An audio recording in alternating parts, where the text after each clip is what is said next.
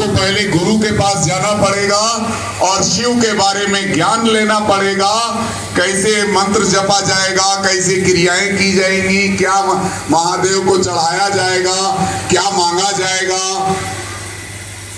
अगर आप ज्ञान लेने के बाद ठीक ठीक क्रियाएं करके अपनी बात उस महादेव तक पहुंचा सकते हैं तो जो मांगिएगा सो दे देंगे। वो देने में उन्होंने कभी सोचा नहीं है, संकोच नहीं किया है।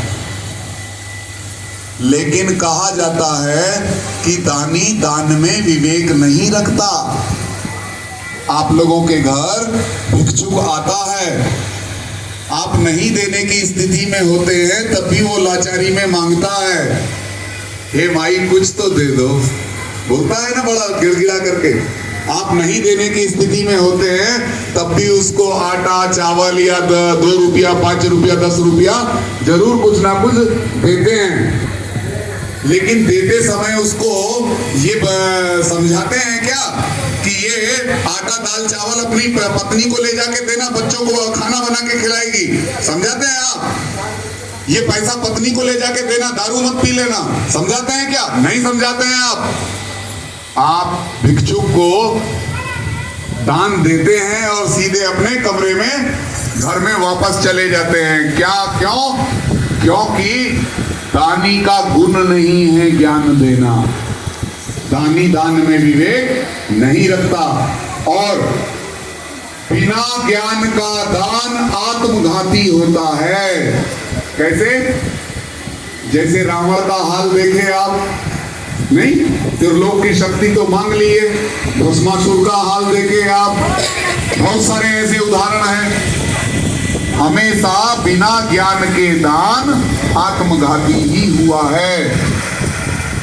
लेकिन वह महेश्वर शिव गुरु के रूप में क्या है? वह महेश्वर शिव गुरु के रूप में, देवता के रूप में, ईश्वर के रूप में उस ईश्वर की चढ़ाई को अपने ज्ञान के बल पर अपने प्रयास से उस चढ़ाई को चढ़ना होता है। लेकिन जैसे ही वह महेश्वर शिव गुरु होंगे